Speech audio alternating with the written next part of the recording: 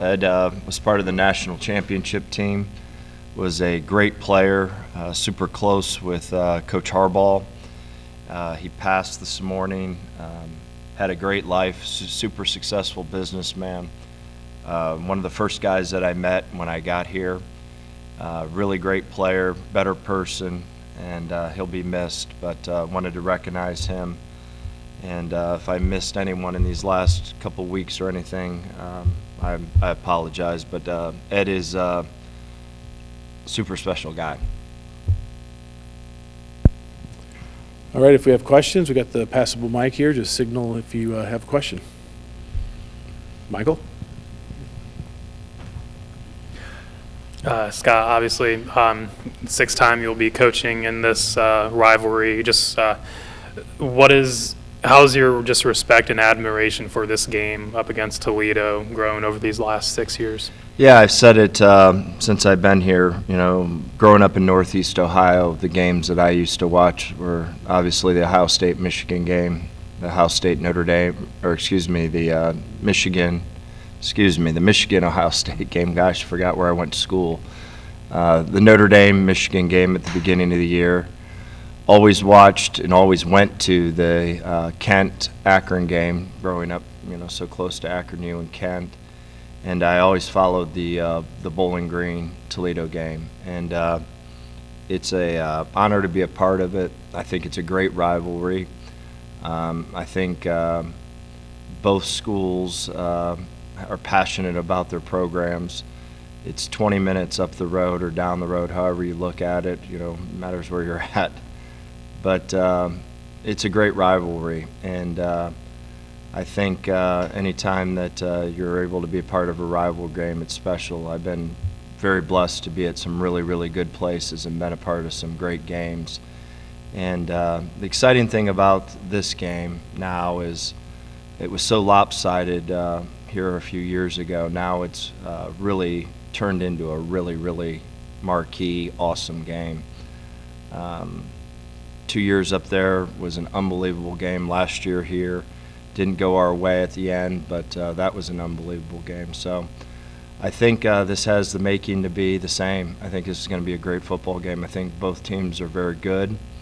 Ton of respect for them. And, you know, obviously we've got to have our best preparation, and we got to have a great week of practice, and we need to go out and play our very best football on Saturday to give ourselves a chance to win. And that's what you want in a rivalry game. I think they probably feel the same. Just looking at last year's game, you know, Harold Fannin had an outstanding first half, a couple touchdowns, a lot of receiving yards. Second half, they shut him down. I guess just how do you make sure to, you know, keep him involved all game, you know, depending, I mean, obviously with Toledo probably throwing some different looks and everything.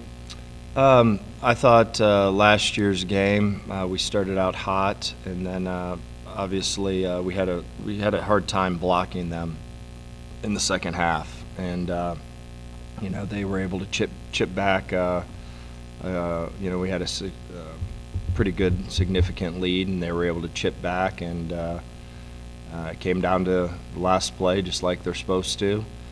And it was a really good football game. Obviously, we would have loved to have won the game, but it was a great rivalry game, and it's the way that game's supposed to look now. Your guys' pass defense, has played pretty well all year, but especially these last couple weeks.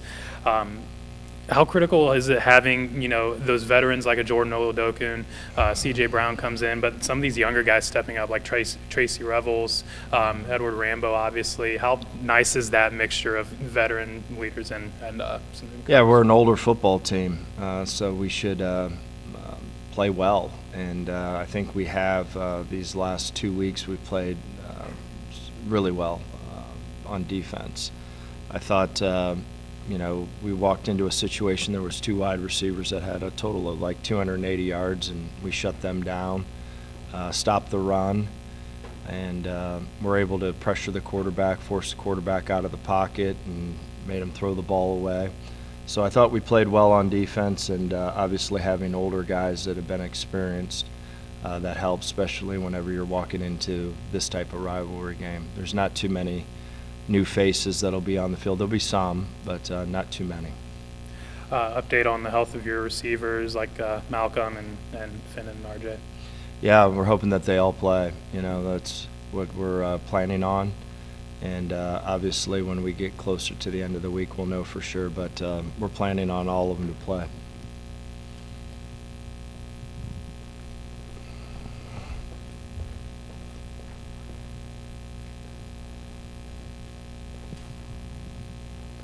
What are some of the strengths and biggest challenges that you think this year's Toledo team poses? Well, they're always good. Similar to the past, I think they run extremely well on defense. Very athletic in the back end. Linebackers are athletic. Always impressed with their defensive front. The two inside guys are big, powerful guys that can move, that causes challenges. They always have long, rangy guys on the edge. So, you know, defensively, whenever you flick on the tape, it's pretty similar to what it's been in the past. Offensively, again, I think both quarterbacks are very good. They both throw the ball well, and I think the backs are excellent. Offensive line is generally big and physical, which they're, again, big and physical. Super impressed with their skill. I think their wide receivers present challenges. So, you know, it's not too different than what it's been over the last 6 years. Always physical, always well coached, can run, athletic. The fronts are good, so the quarterbacks are good. So it's a good Toledo team, just like it's always been these last 6 years that we've played them.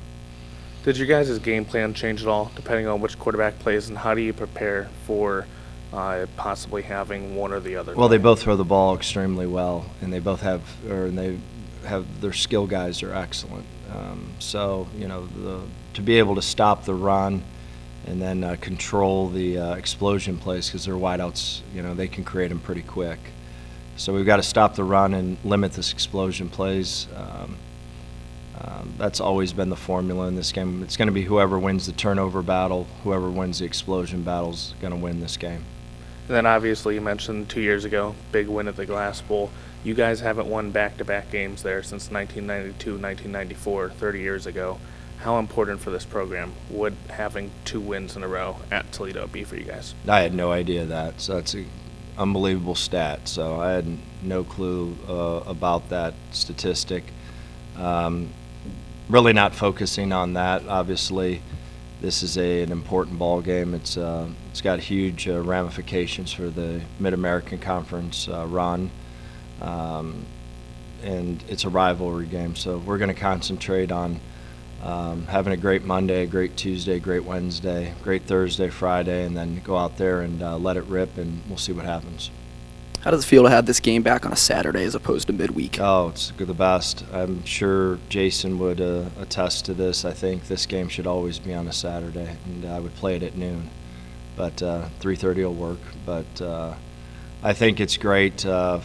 It's great for the Toledo community. It's great for the Bowling Green community. You're not fighting with a Tuesday or Wednesday worrying about work. I think the stadium, their stadium will be sold out. I know ours would be if it was down here. I think this is what a college football rivalry is supposed to look like. It's supposed to be on a Saturday.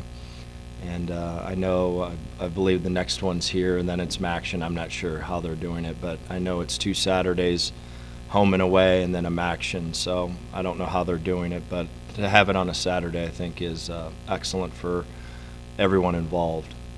And then the Zimmerly brothers are such a cool storyline. You got Kate on your end and then Grant on the other. Can you just talk about that storyline? No, they're great family, and both great kids. One chose one path, the other one chose another. Would love to be a fly on the wall on Thanksgiving to listen to those two battle it out and the trash talking that's taking place. But yeah, they're a great family, 2 good kids. One just chose one way and the other one chose the other. So they're great kids.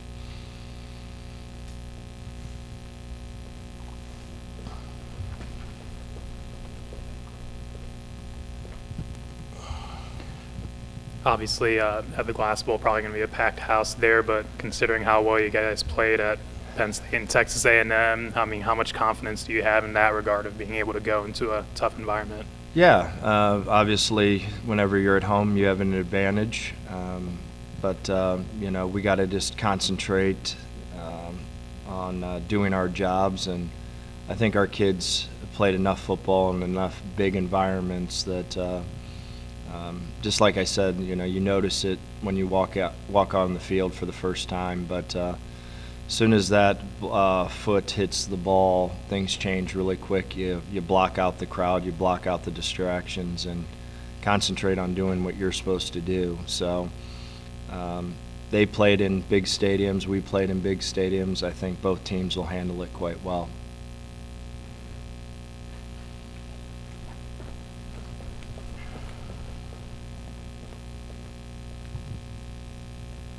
You guys obviously did what you needed to do against Kent State last week. Defense showed up. You guys got a few turnovers, which kind of been a missing piece for some of the games. It has been, yes. What's that momentum? How important is that momentum going into this week for you guys? Well, we hope it starts a wildfire, to be quite honest with you. We've done a great job protecting the ball, need to continue to do that, but we just haven't had the turnovers that we had last year. Hopefully that streak starts and starts fast. I think protecting the ball in this game is going to be imperative. The team that protects the ball the best, I think, will have the best shot along with whoever stops the explosion plays. We have explosion players. They have explosion players. Whoever protects the ball, runs the ball the best, and avoids those critical shots, his team's going to win.